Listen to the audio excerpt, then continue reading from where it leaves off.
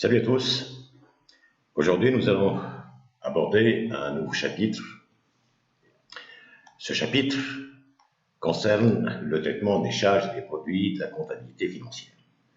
Comme ça a été indiqué dans notre première séance de regroupement et concernant le chapitre 1, ce traitement des charges et des produits de la comptabilité financière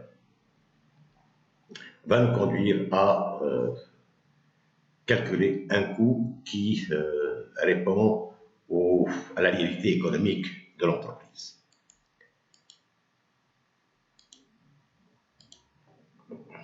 Alors, la question, pourquoi traiter les charges et les produits de la comptabilité financière?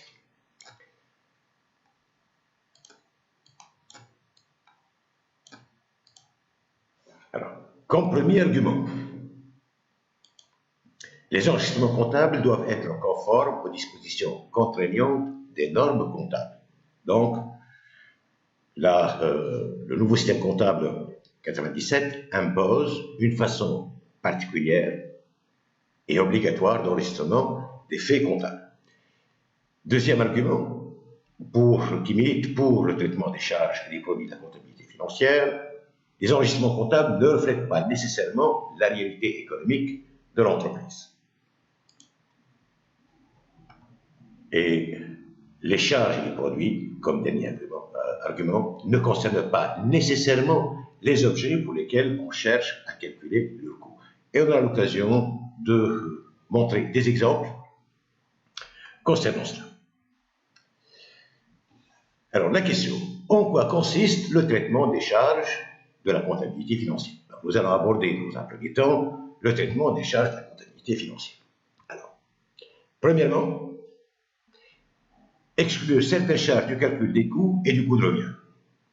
Et en faisant cela, les charges qui seront exclues du calcul des coûts seront appelées des charges non incorporables.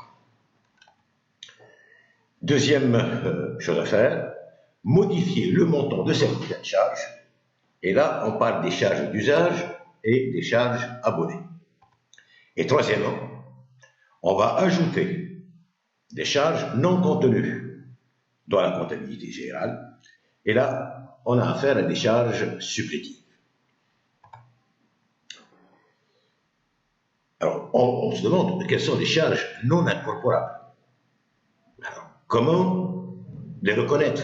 Comment les identifier? Alors, tout d'abord, les charges qui ne reflètent pas le fonctionnement réel des entreprises sont des charges non incorporables, donc sont retirées du champ du calcul des coûts. Alors, exemple, les dotations aux amortissements des frais de premier établissement. Or, tout le monde sait qu'avant de commencer à exercer l'activité, il faudrait créer l'entreprise, donc il y a un ensemble de frais supportés pour constituer l'entreprise et s'établir.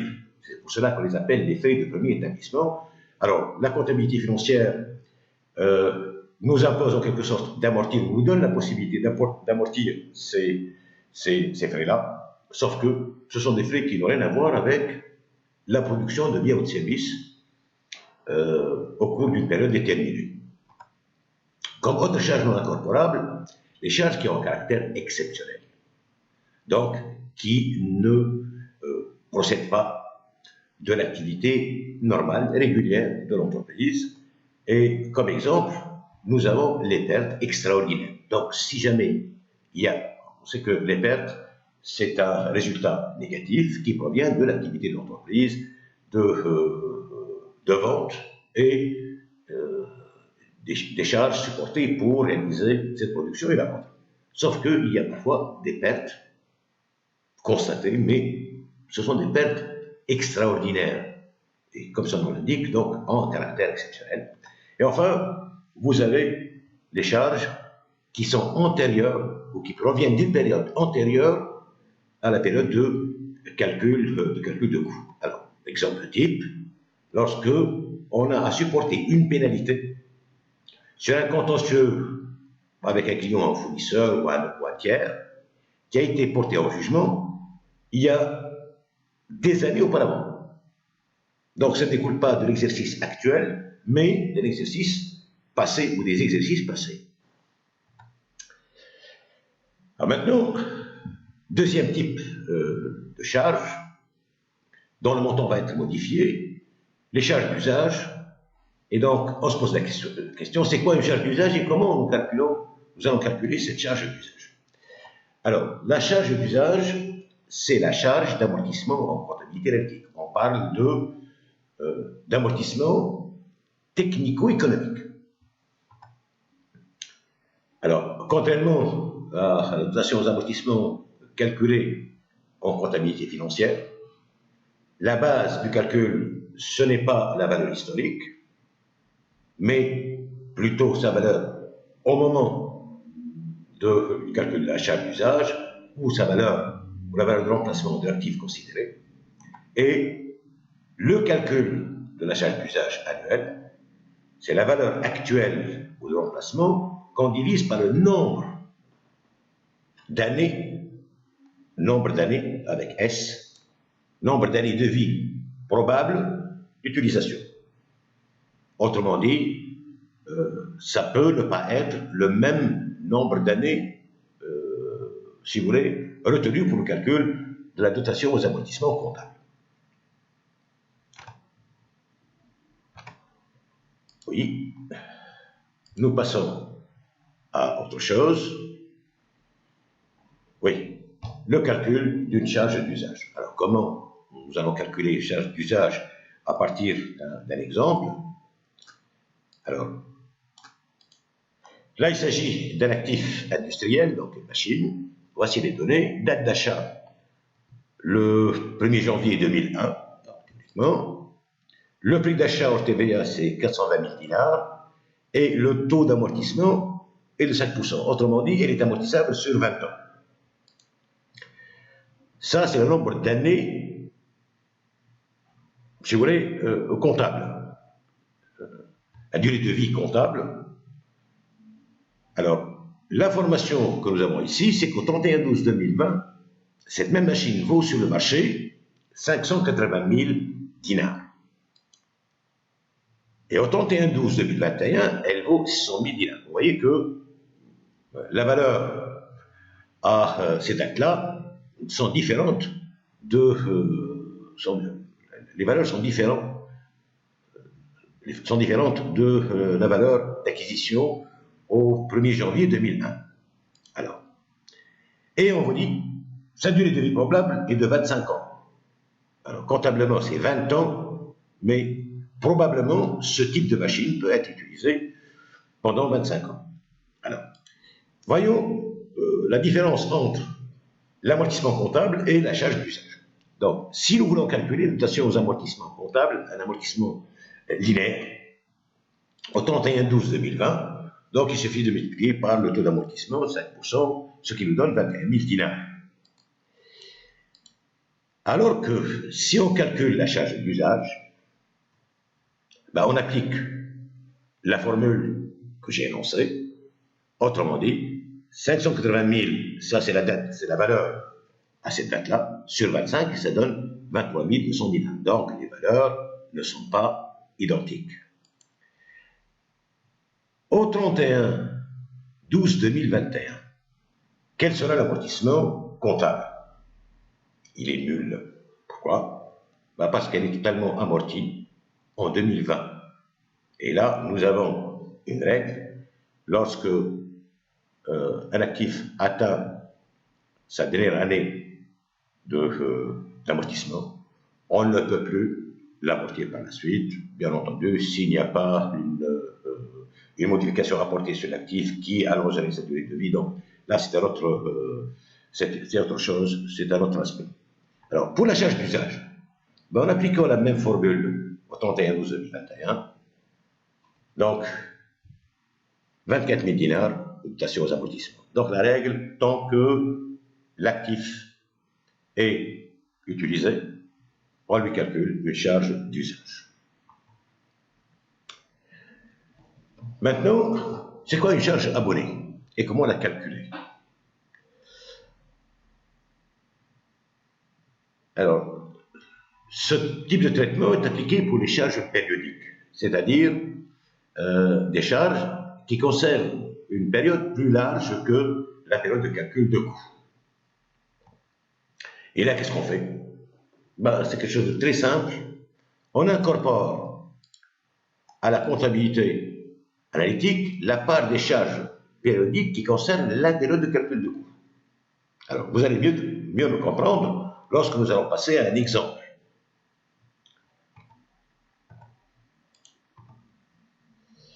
Alors, exemple de l'abonnement d'une charge périodique. Alors, l'assurance. Eh ben, tout le monde sait qu'on ne paye pas l'assurance mensuellement. Donc, nous avons une police d'assurance annuelle des véhicules de transport de 120 000 dinars. OK? Donc, lorsqu'on la paye à une date déterminée, ce serait absolument erroné de faire supporter toute cette charge-là au coût et au coût de revient de ce qui est produit comme bien ou service du mois en question. Alors, qu'est-ce qu'on fait? Ça, c'est la question. Quelle est la charge incorporée au calcul des coûts pour un mois? Eh bien, pour un mois, ça sera le 12e. Donc, on ne retient pour le calcul des coûts pour cette charge-là que 10 000 dinars. Alors, même chose, un autre exemple, les frais de loyer du dépôt est de 30 000 dinars, payables d'avance au début de chaque semestre. Alors là aussi, la question, qu'est-ce que nous avons incorporé au calcul des coûts pour un mois en particulier? Eh bien, ça sera 30 000 sur 6, et donc 5 000 dinars. On fait supporter à chaque mois une charge de loyer de 5 000 dinars. Voilà donc pour ce qui est de l'abonnement des charges périodiques. Nous arrivons maintenant aux charges supplétives. Alors, c'est quoi une charge supplétive et comment la calculer? Alors, supplétive, ça veut dire que ça devient en supplément, en plus. Hein? Donc, ce n'est pas une charge comptable. On ne la trouve pas dans la comptabilité. Mais elle est calculée et incorporée aux charges de la comptabilité analytique. Donc, en sus, en plus. Alors, il y a deux charges supplétives dont il sera question ici. Le salaire fictif de l'entrepreneur individuel et la rémunération conventionnelle des capitaux propres. Voilà le... Alors, pour ce qui est... Pardon.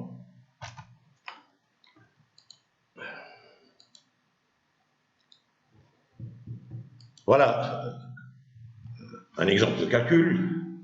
Une boîte de développement informatique a un propriétaire unique. Donc ça, c'est le cas des entrepreneurs individuels. Ils sont les seuls propriétaires d'une entreprise. Combien doit-on incorporer mensuellement à sa comptabilité analytique si le salaire annuel net moyen d'un ingénieur informaticien est de 30 000 dinars? Donc, si jamais cette même personne qui a ouvert sa boîte travaillait en tant qu'ingénieur informaticien dans une autre boîte, son salaire annuel serait de 30 000 dinars. Voilà. Donc, on constate 2500 dinars de charge et on va l'ajouter, bien qu'elle n'existe pas dans la comptabilité financière, parce qu'il est interdit pour un entrepreneur individuel de se donner un salaire et de le comptabiliser comme étant une charge. Ça, c'est la règle comptable, une règle comptable et juridique. Alors, concernant le capital,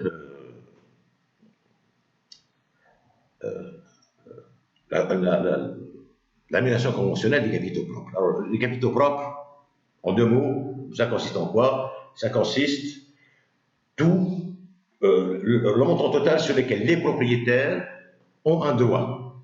Hein? À savoir, le capital social, c'est-à-dire l'apport qui a été fait par les associés, les actionnaires, plus toutes les réserves possibles et imaginables, les réserves légales, les réserves statutaires et autres types de réserves, plus le report à nouveau. Alors, le report à nouveau, c'est tout simplement la part des bénéfices qui n'a pas été distribuée. Donc, ces capitaux propres s'élèvent à 450 000 dinars. Or, nous savons que le taux d'intérêt débiteur des prêts à moyen terme est de 8%. Autrement dit, si jamais l'entreprise demandait un crédit à moyen terme auprès de sa banque lui aurait facturé 8% d'intérêt. Donc, nous allons appliquer cela pour dire qu'il y a la charge mensuelle à incorporer au calcul des coûts pour un mois. Donc, ça sera un calcul très simple. 450 000 fois 0,08 sur 12, autrement dit 3 000 dinars. Voilà comment on traite les charges de la comptabilité financière. Donc, je rappelle, on exclut du calcul des coûts certaines charges, on modifie le montant de certaines charges et on ajoute certaines charges. Bien entendu, il y a des charges qui ne vont subir aucun type de traitement. Alors, on va passer aux produits. Alors, là aussi, on va traiter les produits de la comptabilité financière. Alors, tout d'abord, quels sont les produits qui ne sont pas retenus pour le calcul du résultat analytique? Parce que là, les produits, on ne va pas les incorporer au coût. Tout le monde peut comprendre cela. Les produits sont utilisés pour le calcul du résultat analytique. Alors, qu'est-ce que nous avons? Comme pour les charges, les produits qui ne résultent pas du fonctionnement normal de l'entreprise sont exclus du calcul des coûts. Alors, imaginons que l'entreprise a des bâtiments, des immeubles qu'elle loue. Donc là, ça n'a rien à voir avec son activité normale, sauf si c'est une agence de location.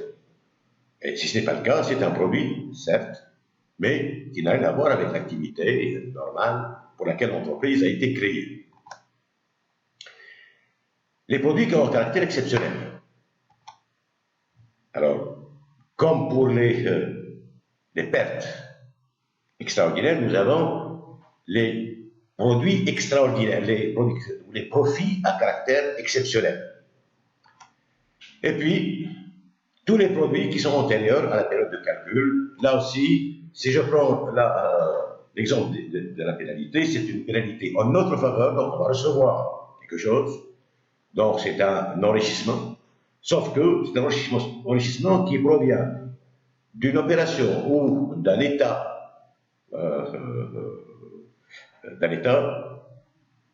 ou d'une action qui se situe loin dans le temps, donc un ou plusieurs exercices antérieurs. Exemple de calcul de produit supplétif. Alors là, il y a aussi des produits qu'on va ajouter, c'est-à-dire qui n'apparaissent pas en tant que tels dans la comptabilité financière de l'entreprise, mais nous allons les calculer et les ajouter comme étant des produits pour calculer le résultat de la comptabilité analytique. Alors, le cas typique, c'est les travaux faits ou services faits par l'entreprise pour elle-même. Je répète, ce sont les travaux faits ou les services faits par l'entreprise, mais pour elle-même. Alors, pour mieux comprendre cela,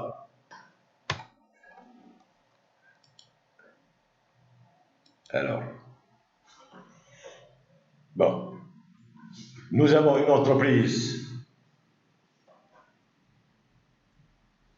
qui a rénové les meubles, bureau, chaise, etc., de son siège social. Or, c'est une entreprise qui fabrique des meubles. Et donc, ces meubles sont fabriqués dans ses ateliers. Et donc, elle va les utiliser pour elle-même pour meubler les bureaux de son siège. Ces meubles-là ont une valeur à la vente de 89 000 dinars portés bien. Alors, comment nous allons considérer cela? Donc, c'est comme si l'entreprise s'est vendue à elle-même ces meubles-là. Donc, la valeur de ces meubles-là vont être ajoutées au résultat analytique. Donc, on incorpore au résultat analytique 89 milliards. Donc, car c'est comme si Bibliothèque s'est vendu elle-même des meubles pour cette valeur. Voilà pour ce qui est des produits supplétifs. Bien entendu, le produit qui sera retenu pour le calcul du résultat analytique, essentiellement, ça sera le chiffre d'affaires, les différents chiffres d'affaires de chacun des produits ou services réalisés par l'entreprise. Alors, là, nous allons récapituler tout cela. Donc, on part des charges de la comptabilité générale. Donc, les charges non incorporables seront donc exclues, et donc, il ne reste que les charges incorporables. Parmi les charges incorporables, il y a des charges qui sont incorporées pour le même montant comptable. On ne les modifie pas. Les charges incorporées pour un montant différent, et là, nous avons vu quelles sont ces charges-là, sont les charges d'usage et les charges abonnées. Et on ajoute. On calcule et on ajoute les charges supplétives, et là, ça va nous faire les charges de la comptabilité analytique. De l'autre côté, nous avons les produits de la comptabilité générale. Alors, les produits non incorporables seront donc écartés. Il y aura donc les produits classiques, les ventes essentiellement, et on ajoute les produits supplétifs, et là, ça va nous donner les produits de la comptabilité analytique. Donc, la confrontation de ces deux-là va nous donner le résultat de la comptabilité analytique. Donc là, ça résume un tout petit peu les traitements qui sont faits aussi bien sur les charges que sur les produits de la comptabilité financière. Bien. Mais il est tout à fait normal de considérer que chaque fois qu'on touche à une charge de la comptabilité financière ou à un produit de la comptabilité financière, il y aura une différence entre ce qui existe dans la comptabilité financière et ce qu'on va trouver dans la comptabilité analytique. Et il est absolument nécessaire qu'on puisse raccorder les deux comptabilités. Si elles sont indépendantes, elles sont toujours compatibles. Autrement dit, on peut aller de l'une vers l'autre. Alors, comment nous allons voir cela? Ou comment ça va se faire? Eh bien, les différences d'incorporation et la concordance des résultats. Donc, chaque fois qu'on apporte un changement sur les charges et les produits de la comptabilité générale, on crée une différence d'incorporation. Alors, nous allons utiliser un artifice ou un genre d'équation d'égalité. Alors, nous avons les charges de la comptabilité générale, que nous allons appeler CCG, CCA, les charges de la comptabilité analytique, PCG, produit de la comptabilité générale, PCA, produit de la comptabilité analytique, RCG, résultat de la comptabilité générale, RCA, résultat de la comptabilité analytique. Alors, la différence d'incorporation sur les charges DIC, c'est la différence entre les charges de la comptabilité générale et les charges de la comptabilité analytique. Donc, c'est un différentiel. DIP, différence d'incorporation sur les produits. Donc, c'est un différentiel entre la différence entre les produits de la comptabilité générale et le montant des produits incorporés dans la comptabilité analytique. Ce différentiel peut être positif comme il peut être négatif. Il y a le signe importe peu ici. Il peut être négatif, positif ou nul. Ce qui nous intéresse, c'est quoi? C'est comment faire concorder les résultats. Donc, on parle du résultat comptable. Le résultat de la comptabilité générale, ce sont les produits de la comptabilité générale, moins les charges de la comptabilité générale. Alors, en développant cela, et en utilisant les différences d'incorporation et en faisant apparaître les éléments de la comptabilité analytique. Donc, ce sont les produits de la comptabilité analytique plus la différence d'incorporation sur les produits, moins les charges de la comptabilité analytique, plus la différence d'incorporation sur les charges. Et en fin de compte, voilà ce que nous obtenons. Ça, c'est l'égalité qui doit être toujours établie. Le résultat de la comptabilité générale est égal au résultat de la comptabilité analytique, plus la différence d'incorporation sur les produits, moins la différence d'incorporation sur les charges. Donc, plus la différence d'incorporation sur les produits est importante par rapport à la différence d'incorporation sur les charges, plus le résultat de la comptabilité analytique serait moindre que celui de la comptabilité générale. Et inversement.